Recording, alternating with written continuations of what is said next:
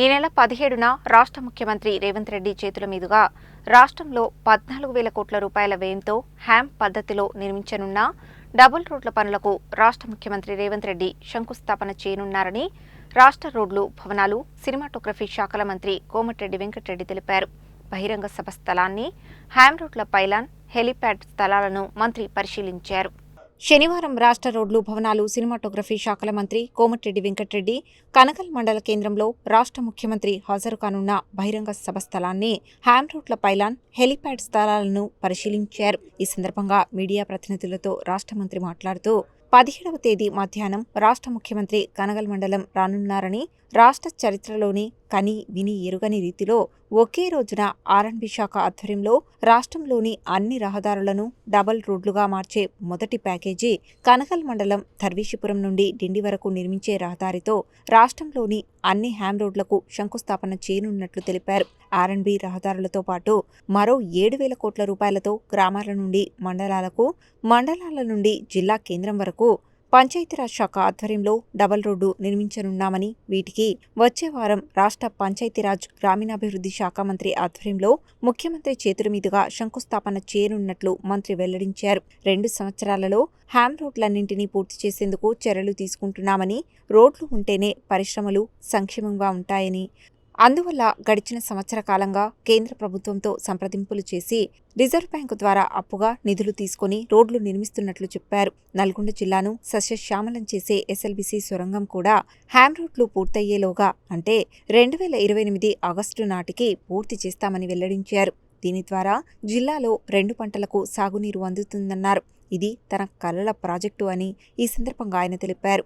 వీటితో పాటు ఏఎంఆర్పీ కాల్వల లైనింగ్కు 450 కోట్ల రూపాయలు మంజూరు అయ్యాయని, ఈ శంకుస్థాపన కార్యక్రమం కూడా అదే రోజు ఉంటుందని చెప్పారు. రాష్ట్ర వ్యాప్తంగా నిర్మించే హ్యామ్ రోడ్లను 34 ప్యాకేజీలుగా విభజించి 6,300 కిలోమీటర్ల రోడ్లను డబల్ రోడ్లుగా మారుస్తున్నట్లు వెల్లడించారు. వీటితో పాటు నల్గొండ మున్సిపల్ కార్పొరేషన్లో తాగునీటిపై ప్రత్యేక నిధులు మంజూరు చేయించడం జరిగిందని, ఈ పనులకు కూడా రాష్ట్ర ముఖ్యమంత్రి కనగల్లోనే శంకుస్థాపన చేయనున్నట్లు మంత్రి వెల్లడించారు. రైతు సంక్షేమానికి తమ ప్రభుత్వం అత్యంత ప్రాధాన్యత ఇస్తుందని, ఇందులో భాగంగా ఈ సంవత్సరం నల్గొండ నియోజకవర్గంలో అత్యధికంగా 2,40,000 మెట్రిక్ టన్నుల ధాన్యం పండించడం జరిగిందని, జిల్లా వ్యాప్తంగా 1,800 కోట్ల రూపాయలు విలువ చేసే ధాన్యాన్ని రైతుల నుండి కొనుగోలు చేసినట్లు మంత్రి తెలిపారు. రోడ్లు బాగుంటేనే పరిశ్రమలు, వ్యవసాయం వస్తాయని, రోడ్డు ప్రమాదాలు తగ్గుతాయని అన్నారు.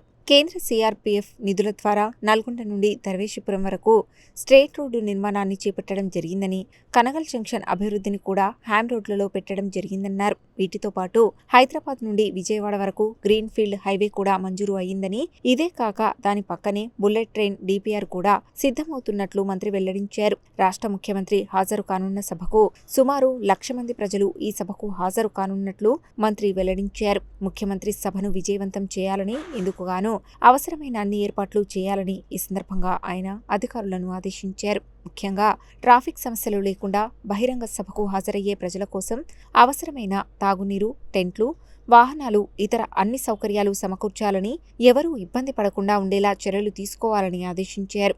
ఈ సందర్భంగా మంత్రి సభావేదిక, వాహనాల పార్కింగ్, లైటింగ్, లైవ్ టెలికాస్ట్, అలాగే ఇతర ఏర్పాట్లపై అధికారులకు సూచనలు చేశారు. అంతేకాక పైలాన్ నిర్మాణాన్ని సాధ్యమైనంత త్వరగా పూర్తి చేయాలని, ఎక్కడా ఎలాంటి ఇబ్బంది లేకుండా ముఖ్యమంత్రి కార్యక్రమం విజయవంతం అయ్యేలా అధికారులు, అనధికారులు, ప్రజలు సహకరించాలని విజ్ఞప్తి చేశారు.